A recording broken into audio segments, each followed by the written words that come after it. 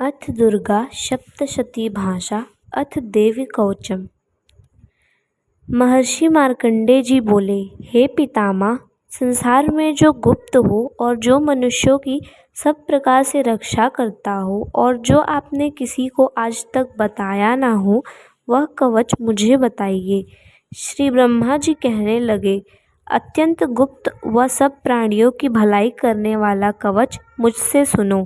प्रथम शैलपुत्री, दूसरी ब्रह्मचारिणी, तीसरी चंद्रघंटा, चौथी कूष्मांडा, पांचवी स्कंद माता, छठी कात्यायनी, सातवीं कालरात्रि, आठवीं महागौरी, नवीं सिद्धिदात्री। यह देवी की 9 मूर्तियां और यह 9 दुर्गा कहलाती हैं। आग में जलता हुआ, रण में शत्रु से घिरा हुआ, विषम संकट में फंसा हुआ मनुष्य यदि दुर्गा के नाम का स्मरण करे तो उसको कभी भी हानि नहीं होती। रण में उसके लिए कुछ भी आपत्ति नहीं और ना उसे किसी प्रकार का दुख या डर ही होता है। हे देवी, जिसने श्रद्धा पूर्वक तुम्हारा स्मरण किया है उसकी वृद्धि होती है और जो तुम्हारा चिंतन करते हैं उनकी तुम निसंदेह रक्षा करने वाली हो। चंडिका प्रेत पर, वाराही भैंसे पर, रौद्री हाथे पर, वैष्णवी गरुड़ पर अपना आसन जमाती हैं। महेश्वरी बैल पर, कौमारी मोर पर और हाथ में कमल लिए हुए विष्णुप्रिया लक्ष्मी जी कमल के आसन पर विराजती हैं। बैल पर बैठी हुई ईश्वरी देवी ने श्वेत रूप धारण कर रखा है और सब प्रकार के आभूषण से विभूषित ब्राह्मी देवी हंस पर बैठती हैं।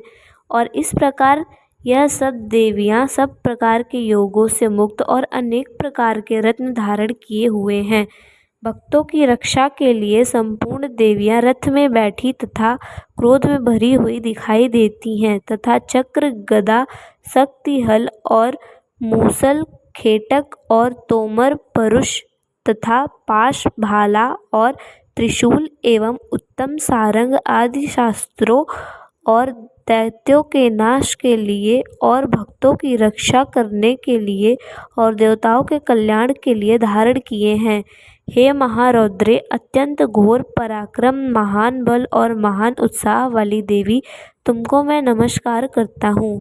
हे देवी, तुम्हारा दर्शन दुर्लभ है तथा आप शत्रुओं के भय को बढ़ाने वाली हो। हे जगदम्बिके, मेरी रक्षा करो।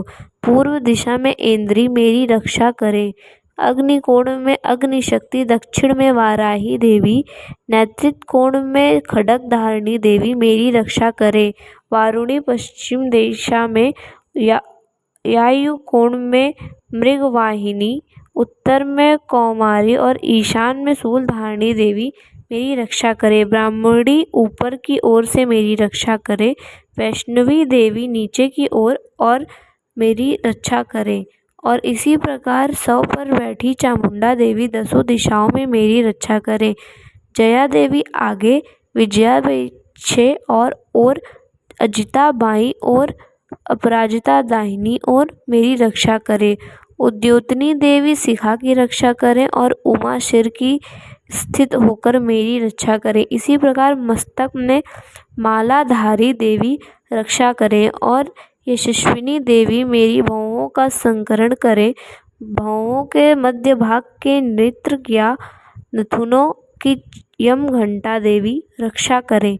नेत्रों के मध्य में शंखिनी देवी और द्वारवासिनी देवी कानों की रक्षा करें। कपोलों की कालिका देवी और कानों की मूल भाग की भगवती शाकरी रक्षा करें। सुगंधा नासिका और चर्चिका ऊपर के होठ में, अमृत कला नीचे के होठ की सरस्वती देवी जीभ की रक्षा करें।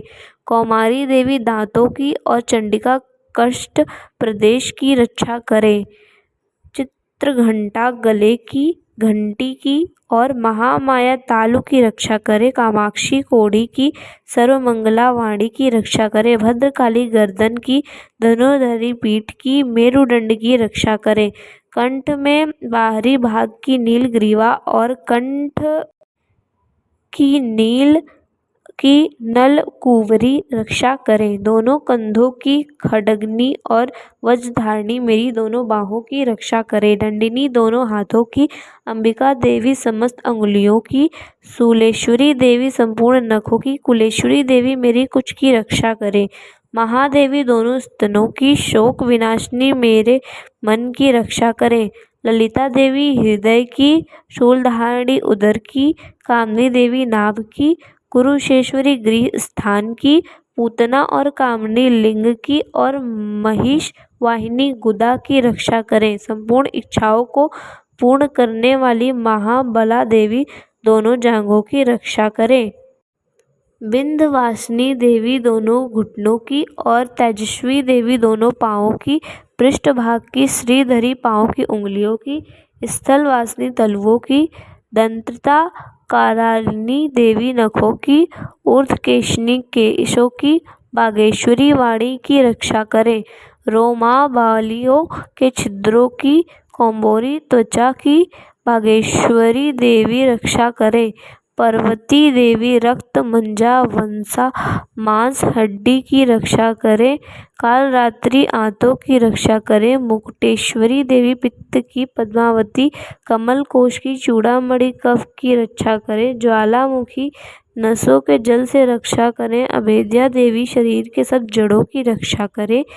ब्रह्माणी मेरी वीर की, क्षत्रेत्री छाया और धर्मधारिणी मेरे अहंकार मन तथा बुद्धि की रक्षा करें। प्राण अपान समान उदान और व्यान की, वज्रहस्ता देवी रक्षा करें। कल्याण शोभना मेरे प्राण की रक्षा करें। रस रूप गंध शब्द और स्पर्श इन विषयों का अनुभव करते समय योगिनी देवी मेरी रक्षा करें तथा मेरे सद्गुण रजोगुण तमोगुण की रक्षा नारायणी देवी करें। आयु की रक्षा बाराही देवी करें। वैष्णवी धर्म की तथा चक्रिणी देवी मेरे यश कीर्ति लक्ष्मी धन और विद्या की रक्षा करें। इंद्राणी मेरे शरीर की रक्षा करें और हे चंडिके आप मेरे पशुओं की रक्षा करिए। महालक्ष्मी मेरे पुत्रों की रक्षा करे और भैरवी देवी मेरी पत्नी की रक्षा करे। मेरे पथ की सुपता तथा मार्ग की क्षमाकारी देवी रक्षा करें। राजा के दरबार में महालक्ष्मी तथा सब ओर व्याप्त रहने वाली विजया देवी चारों ओर से मेरी रक्षा करें।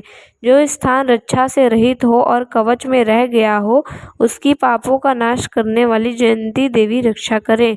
अपना शुभ चाहने वाली मनुष्य को बिना कवच के एक पग भी कहीं नहीं जाना चाहिए, क्योंकि कवच रखने वाला मनुष्य जहाँ जहाँ भी जाता है वहाँ वहाँ उसे अवश्य धन लाभ होता है तथा विजय प्राप्त करता है। वह जिस अभीष्ट वस्तु की इच्छा करता है वह उसको इस कवच के प्रभाव से अवश्य मिलती है और वह इसी संसार में महाऐश्वर्य को प्राप्त होता है। कवचधारी मनुष्य निर्भय होता है और वह तीनों लोकों में मानवीय होता है। देवी ने यह कवच देवताओं के लिए भी कठिन है। जो नित्य प्रति नियम पूर्वक तीनों संध्याओं को श्रद्धा के साथ इसका पाठ करता है उसे देव शक्ति प्राप्त होती है। वह तीनों लोकों को जीत सकता है तथा अकाल मृत्यु से रहित होकर 100 वर्षों तक जीवित रहता है। उसकी लुता चर्म रोग विस्फोटक आदि समस्त व्याधियों समूल नष्ट हो जाती हैं और यथावर जंगम तथा कृत्रिम विष दूर होकर उसका कोई असर नहीं होता है तथा समस्त अभिचारक प्रयोग और इस तरह जितने यंत्र मंत्र तंत्र इत्यादि होते हैं इस कवच से हृदय में धारण कर लेने पर नष्ट हो जाते हैं। इसके अतिरिक्त पृथ्वी पर विचरने वाले भूचर नभचर जलचर प्राणी, उपदेश मात्र से सिद्ध होने वाले निम्न कोटि के देवता, जन्म के साथ प्रकट होने वाले देवता, कुल देवता, कष्टमाला आदि डाकनी शाकनी, अंतरिक्ष में विचरने वाली अत्यंत बलवती भयानक डाकनियाँ, गृह भूत यक्ष गंधर्व राक्षस ब्रह्म राक्षस वैताल कूष्मांडा और भैरव आदि अनिष्टकारक देवता भी उस मनुष्य को जिसने कि अपने हृदय में यह कवच धारण किया है देखते ही भाग जाते हैं।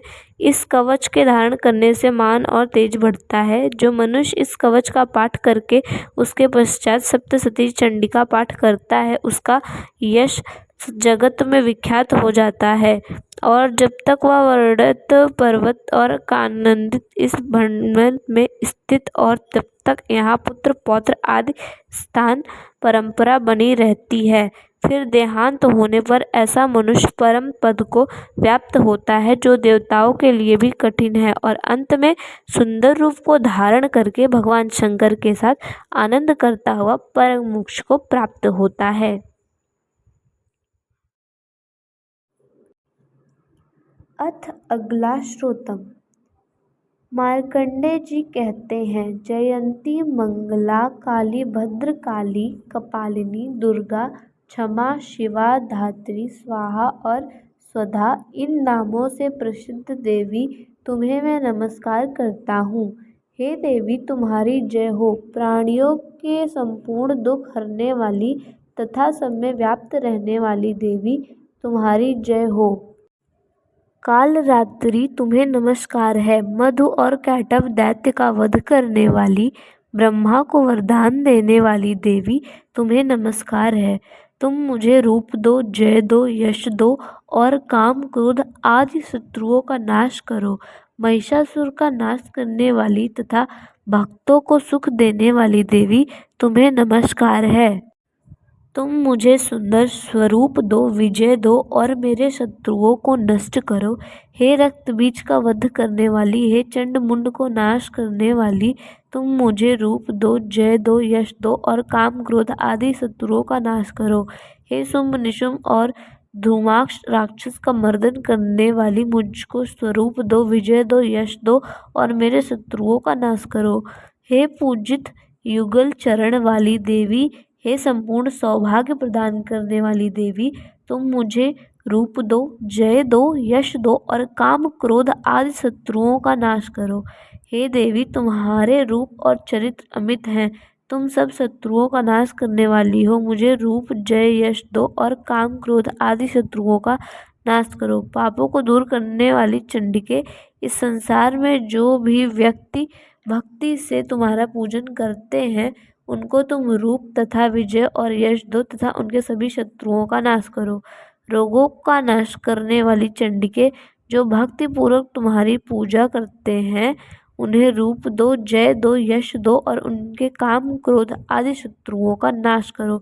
हे चंडिके, इस संसार में भक्ति से तुम्हारी पूजा करते हैं, उनको रूप दो, जय दो और यश दो और उनके सभी शत्रुओं का नाश करो। हे देवी, मुझे सौभाग्य दो और आरोग्य दो, परम सुख दो, रूप दो, जय दो, यश दो और मेरे काम क्रोध आदि शत्रुओं का नाश करो। हे देवी, जो मुझसे बैर रखते हैं उनका नाश करो और मुझे अधिक बल प्रदान कर रूप, जय, यश दो और मेरे शत्रुओं का संहार करो। हे देवी, मेरे कल्याण करो और मुझे उत्तम संपत्ति दो, जय दो, रूप दो, यश दो और काम क्रोध आदि शत्रुओं का नाश करो। हे देवता तथा राक्षसों को मुकुट रत्नों से स्पर्श किए हुए चरणों वाली देवी, हे अंबिके, मुझे रूप दो, विजय दो, यश दो तथा मेरे सभी शत्रुओं का नाश करो। और हे देवी, आपने भक्तों के विद्वान, कीर्तिवान, लक्ष्मीवान बनाओ और उन्हें रूप दो, जय दो, यश दो और उनके शत्रुओं का नाश करो। हे प्रचंड दैत्यों को अभिमान का नाश कराने वाली चंडिके, मुझे शरणागत को रूप दो, जय दो, यश दो, मेरे शत्रुओं का नाश करो। हे चार भुजाओं वाली, हे ब्रह्मा द्वारा प्रशंसित परमेश्वरी, मुझे रूप दो, जय दो, यश दो और मेरे क्रोध को नष्ट करो। निरंतर भक्ति से भगवान विष्णु के सदा स्तुति हुई, हे अंबिके, मुझे रूप दो, जय दो, यश दो और मेरे संपूर्ण शत्रुओं का नाश करो। हिमाचल कन्या पर्वती के भगवान शंकर से स्तुत की हुई परमेश्वरी, मुझे रूप दो, जय दो, यश दो और मेरे संपूर्ण शत्रुओं का नाश करो। इंद्राणी से पति इंद्र के द्वारा सद्भाव से पूजित होने वाली परमेश्वरी, तुम मुझे रूप दो, जय दो, यश दो और काम क्रोध आदि शत्रुओं को नष्ट करो। प्रचंड भुजंड के दैत्यों के घमंड को नष्ट करने वाली देवी, तुम मुझे रूप दो, जय दो, यश दो और मेरे शत्रुओं का नाश करो। हे देवी, तुम अपने भक्तों को सदा असीम आनंद देती हो। मुझे रूप, जय, यश दो और मेरे काम क्रोध आदि शत्रुओं को नष्ट करो। हे देवी, मेरी इच्छा अनुसार चलने वाली सुंदर स्त्री मुझे प्रदान करो, जो कि संसार सागर से तारने वाली तथा उत्तम कुल से उत्पन्न हुई हो। जो मनुष्य पहले इस स्रोत का पाठ करता है और फिर सप्तशती रूपी महास्रोत का पाठ करता है, वह सप्तशती संख्या के समान श्रेष्ठ फल को प्राप्त होता है और उसके साथ ही उसे प्रचुर धन भी प्राप्त होता है। अथ कीलक श्रोतम। महर्षि श्री मार्कंडेय जी बोले, निर्मल ज्ञान रूपी शरीर धारण करने वाली देवयत्री रूपी दिव्य तीन नेत्र वाले, जो कल्याण प्राप्ति के हेतु है तथा अपने मस्तक पर अर्धचंद्र धारण करने वाले हैं, उन भगवान शंकर को नमस्कार है। जो मनुष्य इन कीलक मंत्रों को जानता है, वही पुरुष कल्याण को प्राप्ति करता है। जो अन्य मंत्रों को जप कर केवल सप्तशती स्रोत से ही देवी की स्तुति करता है, उसको इससे ही देवी की सिद्धि हो जाती है। उन्हें अपने कार्य की सिद्धि के लिए दूसरे की साधना करने की आवश्यकता नहीं रहती। बिना जप के ही उनके उच्चाटन आदि सब काम सिद्धि हो जाते हैं। लोगों के मन में शंका थी कि केवल सप्तशती की उपासना से अथवा सप्तशती को छोड़कर अन्य मंत्रों की उपासना से भी समान रूप से सबके कार्य सिद्ध हो जाते हैं, तब इनमें कौन सा श्रेष्ठ साधक है। लोगों की इस शंका को दूर करने के लिए भगवान शंकर ने अपने पास आए हुए जिज्ञासु और समझाया कि यह सप्तशती नामक संपूर्ण स्रोत की कल्याण का देने वाला है। इसके पश्चात भगवान शंकर ने चंडिका के सप्तशती नामक स्रोत को गुप्त कर दिया। अतः मनुष्य इसको बड़े पुण्य से प्राप्त करता है। जो मनुष्य कृष्ण पक्ष की 14 अथवा अष्टमी को एकाग्रचित होकर देवी की अपना सर्वस्व समर्पित कर देता है और फिर उसे प्रसाद रूप में ग्रहण करता है, उस पर दुर्गा प्रसन्न होती है, अन्यथा नहीं होती। इस प्रकार सिद्ध के प्रतिबंध रूप कीलक के द्वारा भगवान शंकर ने इस स्रोत को कीलित कर रखा है। जो पुरुष इस सप्तशती को निष्कीलन करके नित्य पाठ करता है, वह सिद्ध हो जाता है और वही देवी का परदाश होता है और वह गंधर्व होता है। सर्वत्र विचरने रहने पर भी उस मनुष्य को इस संसार में कहीं कोई डर नहीं होता। वह अपना मृत्यु के विश्व में नहीं पड़ता, मरकर मोक्ष की प्राप्ति हो जाती है। किंतु इस कीलक की विधि को जानकर ही सप्तशती का पाठ करना चाहिए। जो ऐसा नहीं करता वह नष्ट हो जाता है। कीलन और निष्कीलन संबंधी जानकारी के पश्चात ही यह स्रोत निर्दोष होता है और विद्वान पुरुष इस निर्दोष स्रोत का ही पाठ आरंभ करते हैं। स्त्रियों में जो कुछ सौभाग्य आदि दिखाई देता है, वह सब इस पाठ की ही कृपा है। इसलिए इस कल्याणकारी स्रोत का सदा पाठ करना चाहिए। इस स्रोत को सनय सनय पाठ करने से भी स्वकल्प फल की प्राप्ति होती है। इसलिए उच्च स्वर में ही इसका पाठ आरंभ करना चाहिए। जिस देवी के प्रसाद से ऐश्वर्य, सौभाग्य, आरोग्य, संपत्ति, शत्रुनाश तथा परम मोक्ष की प्राप्ति होती है, उस देवी की स्तुति मनुष्य को अवश्य करनी चाहिए।